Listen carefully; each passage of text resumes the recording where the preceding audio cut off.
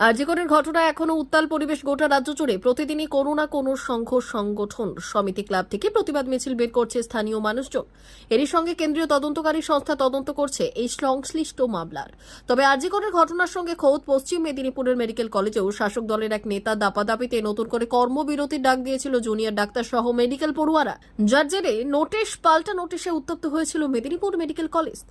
তবে সেই ঘটনায় আন্দোলনের পাশাপাশি এবার টেবিল পেতে বাইরে পরিষেবা দেওয়া শুরু করলো সিনিয়র ডাক্তার সহ জুনিয়র ডাক্তারদের। তাদের নাম দেওয়া হলো অভয়া ক্লিনিক। সূত্র অনুযায়ী এখন পর্যন্ত 4টি ডিপার্টমেন্ট খোলা হয়েছে আন্দোলন মঞ্চস্থলে। প্রাথমিকভাবে দুদিন এই ক্লিনিক চালু হলেও আগামী বুধবার থেকেই স্থায়ীভাবে এই ক্লিনিক চালু করা হবে বলেও জানিয়েছেন আন্দোলনরত চিকিৎসকরা। পাশাপাশি সাধারণ মানুষকে তাদের দাবি সম্বলিত একটি লিফলেটও তুলে দেওয়া হচ্ছে মানুষের হাতে।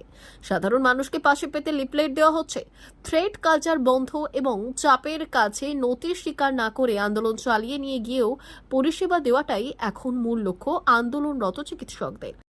মঞ্চ থেকে আমরা আমাদের পরিষেবা জারি রাখছি। আপনারা কিন্তু কখনোই ভুল বুঝবেন না, আমি আপনাদের বিরুদ্ধে ছিলাম না, আপনাদের হ্যারাসমেন্টের জন্য নয়।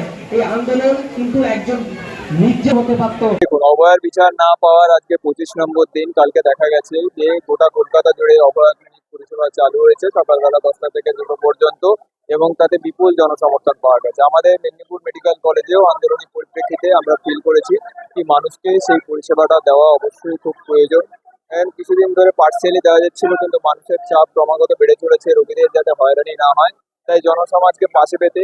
কিন্তু আমরা এখনো একটা কথা বলতে চাইছি যে আমাদের 5 দফা দাবি ছিল ওয়েস্ট বেঙ্গল জুনিয়র ডক্টরস ফ্রন্টের তরফ থেকে, তা কিছুই এখনো আমরা পাইনি। তাই সেই জন্য সেই থ্রেড কালচার এখনো রয়েছে যে আপনারা দেখতে পাচ্ছেন, সেই ইনসিকিউরিটি এখনো রয়েছে যেটা আপনারা দেখতে পাচ্ছেন। তাই সেই জায়গা থেকে আমরা সিদ্ধান্ত নিয়েছি আমাদের এই প্রতিবাদী মঞ্চেই আমরা প্যারালাল ওপিডি খুলে রোগীদেরকে পরিষেবা দেবো। উই ওয়ান্ট জাস্টিস এবং প্রতিবাদী মঞ্চের তরফ থেকে। এর সাথে সাথে আমরা স্যারেদেরকেও আহ্বান জানিয়েছি এখানে এসে বসার জন্য।